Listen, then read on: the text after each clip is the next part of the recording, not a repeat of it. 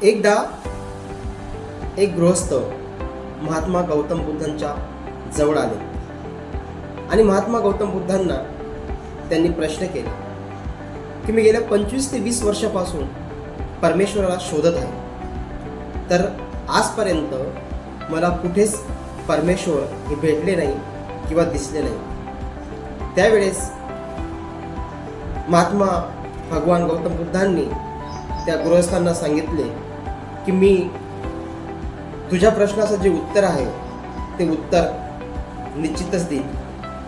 आणि त्यांना महात्मा गौतम बुद्धांनी सांगितलं की तू मला संध्याकाळी येऊन भेट। ज्यावेळेस ते गृहस्थ संध्याकाळी महात्मा गौतम बुद्धांकडे येतात आणि त्यावेळेस महात्मा गौतम बुद्ध हे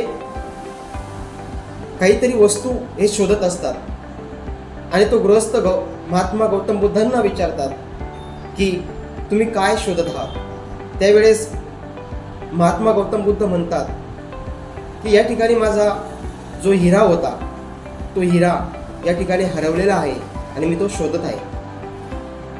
तो गृहस्थ देखील महात्मा गौतम बुद्धांसोबत तो हिरा शोधण्यामध्ये व्यस्त होता, परंतु हिरा काही सापडत नव्हता। शेवटी त्या गृहस्थाने महात्मा गौतम बुद्धांना विचारलं की तुम्ही शेवटच्या क्षणी हिरा कोणत्या जागेवर ठेवलेला होता। तर त्यावेळेस महात्मा गौतम बुद्ध त्यांना सांगतात की मी शेवटच्या वेळेस तो हिरा त्या माझ्या कुटियामध्ये ठेवलेला होता। आणि ही गोष्ट ऐकून त्या गृहस्थांना फार संताप येतो आणि ते म्हणतात मग जर तुम्ही तो हिरा त्या कुटियामध्ये ठेवलेला होता तर मग या ठिकाणी कशासाठी शोधत आहात। तर त्यावेळेस महात्मा गौतम बुद्धांनी अतिशय चांगल्या आणि सोप्या पद्धतीत त्या गृहस्थांना त्यांच्या प्रश्नाचं उत्तर दिलं की हेच मी तुला सांगण्याचा प्रयत्न करतोय की तू 25 वर्ष परमेश्वराला शोधत राहिला, त्याची पूजा करत राहिला,